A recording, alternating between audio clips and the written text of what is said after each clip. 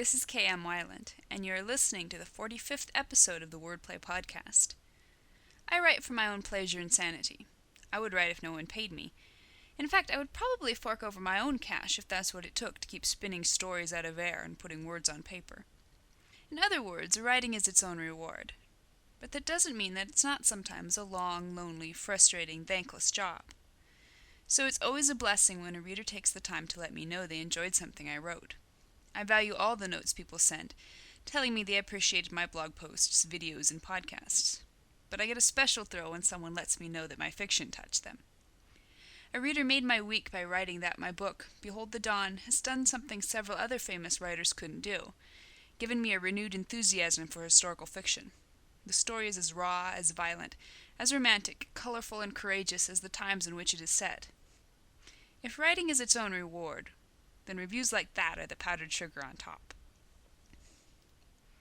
Antagonists don't have to be evil. The latest post in the video series on my blog uses Daphne du Maurier's excellent characterization in The House on the Strand to show how to antagonize your protagonist in ways large and small.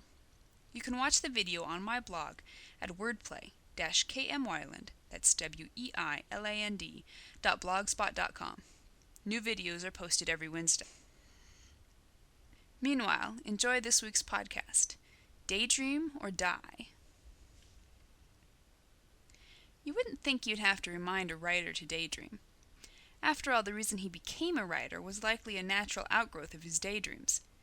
But too often, in the mad rush of life's busy work, daydreams are relegated to the shadowy cellars of our minds. We'll think about them when we have time. When time never seems to come, however, our dreams become a luxury we can't afford. But as writers, the one thing we can't afford is not to daydream.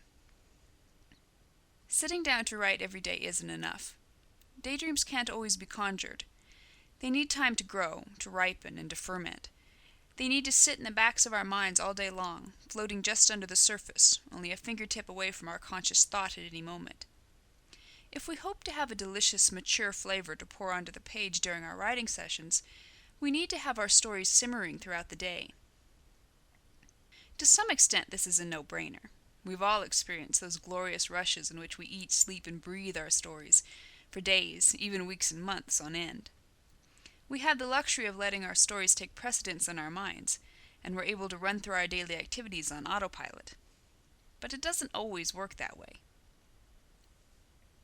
I can attest from personal experience that when my schedule gets crammed, deadlines loom, and the world impinges on my solitude, my daydreaming dissipates like a cloud of steam. Sometimes I stop in my tracks, shocked to realize that my story hasn't crossed my mind all day, and that my writing is likely to suffer as a result. On those days when life is doing its tilt-a-whirl impression, I have to make a conscious effort to keep my imagination within reach. Although I don't want my daydreams to distract from my productivity and efficiency in non-writing activities, I do want to keep my characters walking beside me, ready to catch my eye and offer a few interesting ideas whenever I hit a slow moment in my day's work. In his book, A Writer's Space, creativity coach Eric Mazel, Ph.D., tells about a client who traced her struggle with writer's block back to her lack of daydreaming. She also understood that unless she made self-reflection, daydreaming, a daily practice, her writing life might slip away again. The practice she instituted involved letting go of and mourning several of her previous activities, a few of which, once she let them go, she didn't miss or mourn all that much. Daydreaming isn't always something you can do simultaneously with other activities. It can sometimes be time-consuming. You may find that you need to take a break now and then, go for a walk, or maybe just stare out a window in order to get your logical brain slowed down and your creative brain revved up. But the sacrifice in time is always worth it in inspiration. Thank you for listening to the Wordplay Podcast. To read a transcript of this episode, visit me on the web at wordplay-kmwyland, that's weiland.blogspot.com, and be sure to listen again next week.